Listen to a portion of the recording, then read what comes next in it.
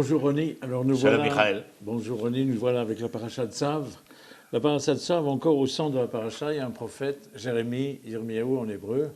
Et là, il y va vraiment pas avec le dos de la cuillère. Dans l'admonestation, là, il s'éclate.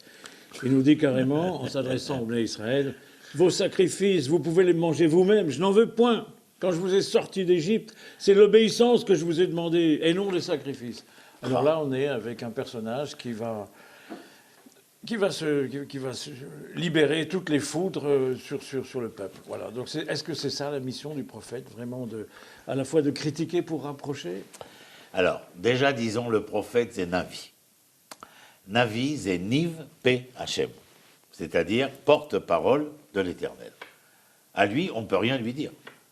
Lui, il est porte-parole. D'ailleurs, l'Éternel, lorsqu'il va oindre Yirmiyahu, il lui dit « Je t'ai connu depuis le ventre de ta mère », c'est-à-dire que tu étais déjà dévolu à la fonction. Et on ne te demande rien.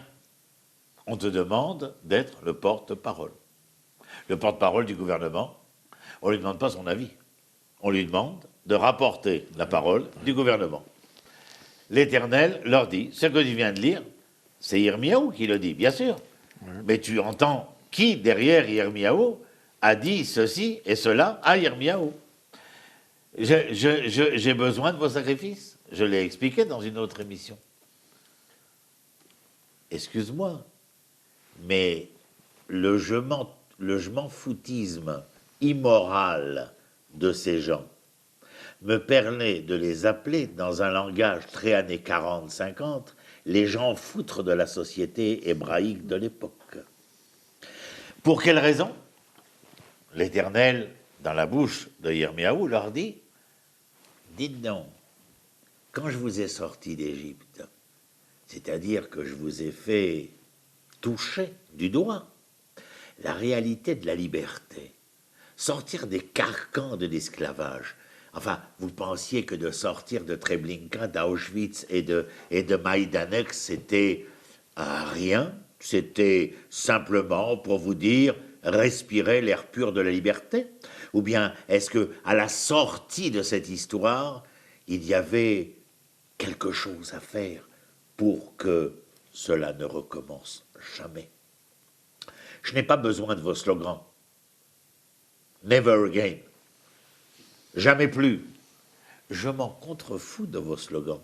Mais je me fous encore plus de vos sacrifices, de vos prières, lorsque vos sacrifices sont faits de manière immorale et que vos prières sont faites conséquent de l'inconduite. Alors vous savez, l'immoralité et la conduite ne sont pas véritablement, j'emploierai comment dire, une métaphore qui vous est chère, chers humains, ce n'est pas vraiment ma tasse de thé. Mais alors, on a l'impression que l'obéissance et la désobéissance, ici, sont au centre de la problématique. Et j'irai même peut-être plus loin. J'ai cru lire que si Akadosh Baruch Hu avait choisi le peuple juif, c'est parce qu'il est l'un des plus rebelles à toute autorité supérieure. Donc en nous choisissant, Akadosh Baruch Hu a la certitude que cette partie la plus dure de l'humanité, à laquelle j'ai donné une loi de feu, c'est elle qui doit faire sur elle-même l'effort d'être mon vecteur. Je crois qu'il a été choisi parce qu'il a accepté d'être choisi. Rappelle-toi le Midrash, on propose aux nations. Lui accepte. Oui. Mais cette acceptation, elle est conséquente déjà d'une première acceptation dont j'ai parlé dans une autre émission. L'acceptation du défi qui se proposait à l'humanité après tous ces échecs, lorsqu'Abraham dit « j'accepte ». Ce que demande l'Éternel ici, à ces hommes, à ces femmes, bien entendu, c'est l'obéissance. Mais l'obéissance à quoi? Est-ce qu'il leur demande l'obéissance, comment dirais-je cela, à la loi? Oui. Attends, regarde ce que je vais dire. Ça va certainement froisser des esprits malingres, mais je vais le dire quand même. est-ce que l'Éternel exige une obéissance à la loi ou est-ce que l'Éternel exige une obéissance au droit? Qui précède qui? Est-ce que la loi précède le droit ou est-ce que le droit précède la loi? Je viens et je déclare du haut de mon grand nez, je déclare que celui qui met la loi avant le droit entraîne la société vers un despotisme et un totalitarisme, mais ceux qui mettent le droit avant la loi permettent au projet divin d'avoir une assise entendue, comprise, donnant un espoir à l'homme de pouvoir se réaliser, se construire, entrevoir ce qu'au parti, dans la jeunesse, à la JC, on chantait les lendemains enchanteurs. L'obéissance, ce n'est pas l'obéissance, comment j'ai dit, au droit, à la loi, c'est l'obéissance au droit qui, parce que je suis obéissant au droit, comprendra par voie de conséquence que la loi est nécessaire. Ne mettons pas la charrue avant les bœufs. Et le religiosisme fait en sorte qu'il omnibule sur la loi, délaissant souvent le droit, alors que l'hébraïsme demande de prêter garde au droit afin de pouvoir entendre la loi. Jérémie, Yirmiyahu, il occupe une place très importante dans le Tanakh. C'est l'un des plus prolifiques des prophètes. Est-ce que tu pourrais nous rappeler quelle fut sa vie, quelle fut... Il naît à Anatote. Il est dans une ville de Kohanim. Il est choisi par Dieu. Et puis, il va prophétiser en Judée. Il est le contemporain de Yecheskel, qui, lors de la première invasion de Nabuchodonosor, a été, avec l'élite judéenne, déporté en Babylonie. Il est donc à la même époque, Jérémie prophétise en Judée, Yecheskel en terre de Babylonie. Jérémie est le contemporain du roi Tzidkiaou, un roi mis en place par ce Nabuchodonosor, et qui va vouloir la fonction, d'après lui faisant l'homme, pouvoir se rebeller contre l'empire de Babylone. Ce qui mettra en rage Nabuchodonosor, fait qu'il reviendra pour détruire le temple. Mais en attendant, Yirmiyahu reçoit la parole de l'Éternel. Et la parole de l'Éternel est de venir et de dire aux enfants d'Israël quelque chose de très significatif. Il se promène dans les rues de Jérusalem et il les entend crier « Echal Hashem, Echal Hashem, Echal Hashem ». Echal, Echal, c'est le temple de l'Éternel. Pourquoi crient-ils cela? Parce qu'ils en ont marre d'entendre Jérémie et ses acolytes leur dire que cela ne sert à rien de venir au temple, qu'il n'y a plus personne. Et eux de répondre « Echal Hashem », si le temple est là, Dieu y est. C'est donc qu'ils ont fait de la bâtisse la finalité et non pas le moyen.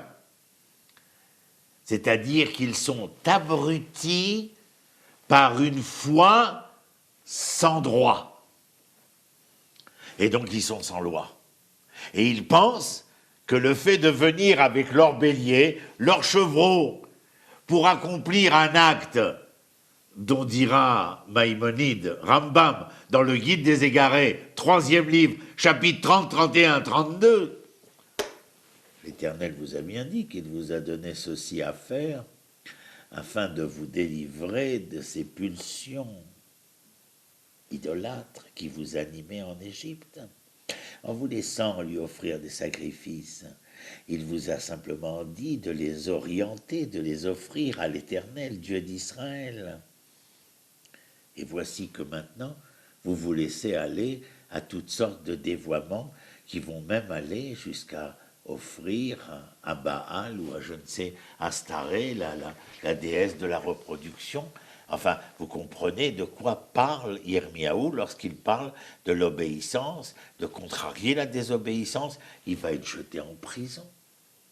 Parce que Tzidkiaou ne supporte plus. Il est toute la journée, comment il s'appelle, Baruch ben Neria, le scribe de Jérémie, qui écrit les paroles de Jérémie, les amène au roi. Le roi dit, lisez-le-moi. On lui lit, il dit, jetez-moi ça au feu.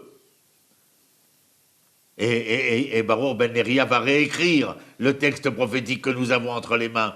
Et Yirmiyahu jeté en prison. Les prisons ne sont pas à la surface de la terre, elles sont dans les catacombes du palais. Mais il y a quand même derrière Jérémie, il y a quand même un besoin d'exigence, un besoin d'authenticité. Mais finalement, il faut reconnaître que c'est difficile d'avoir une pratique religieuse authentique. C'est difficile de prier avec vérité.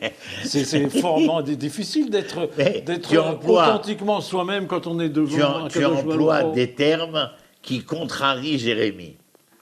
Prière, religieux, ça n'existe pas chez Jérémie.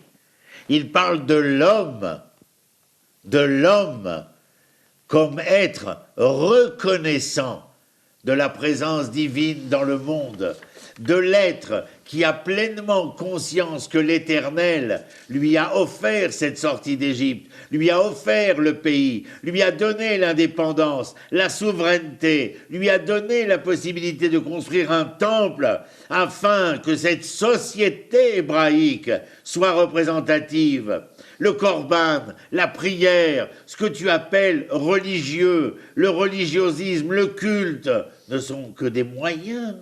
Que des moyens, jamais la finalité, que des moyens. Le temple tout entier, nous l'avons dit, répété, réitéré, n'est qu'un moyen. Ouais. Oi vavoy, celui qui fait du temple sa finalité, il n'a rien compris, va vendre des falafels. Oui, mais on sait que deux pulsions ont été créées à l'origine dans tout être humain, une pulsion vers le bien qu'on appelle le Yitzeratov en hébreu, et une pulsion vers le moins bien, vers le mal qu'on appelle le Yitzhara. Je crois qu'ici, le Yitzhara c'est véritablement éclaté, puisque c'est marqué oui, les enfants de Yehuda ont fait ce qui était mal à mes yeux, ils ont placé des idoles dans la maison. Ah ouais. On n'arrive pas à comprendre ça de nos jours. On a retrouvé dans les fouilles, Michael, autour de Jérusalem, des milliers de statuettes. Ça veut dire qu'on allait au temple, apporter le korban, on rentrait à la maison, tu sais comment ça s'appelle, les Romains, comment ils appellent, rentrer dans ces pénates. Voilà. C'était Baal, Ve'ashtare. Ouais. Et on disait, bonjour Baal, Manishma, bonjour Ashtare, Mashlomer, tu pourrais préserver la maison, je vais au temple porter un korban, tu gardes la maison. Oui, mais alors on a retrouvé des milliers de statuettes. Oui, mais cette inclination... Il y avait un syncrétisme au sein d'Israël. Cette inclination à l'idolâtrie, est-ce qu'elle n'est pas due par le fait que c'est excessivement difficile d'être authentique avec le Dieu unique? Est-ce qu'il n'y a pas un moment donné où... Mais regarde ce qui est difficile, nous sommes en pleine époque des Gilets jaunes. Qu'est-ce que demandent les Gilets jaunes? Et je me contrefous de tous ceux qui trouvent à critiquer et qui sont incapables d'avoir l'oreille attentive dans les masses, laborieuses, populaires, et d'écouter quels sont les messages et se référer à des extravagants ou des exacerbés. C'est difficile de construire une société avec une justice sociale, avec une justice où l'homme pourrait être le joyau de sa création. Oui. La conclusion, elle est dans les mots du prophète, là, qui dit « Ainsi parle l'Éternel, que le savant ne tire pas gloire de sa science, ni le héros de sa force, ni le riche de ses biens. Mais voici ce dont celui qui le désire a droit de tirer gloire, d'avoir la faculté de me connaître, c'est Dieu qui parle, de saisir que je suis un Dieu exerçant l'amour, la justice et la charité sur terre. » Oui, c'est bien là ce que j'aime, parole de l'Éternel. Donc là, on rejoint ce que tu as dit sur l'exigence d'une législation sociale vécue et mise en œuvre. C'est comme si l'Éternel avait mis un gilet. Un gilet jaune. Merci, Merci, à bientôt. Merci, à bientôt. Bonsoir.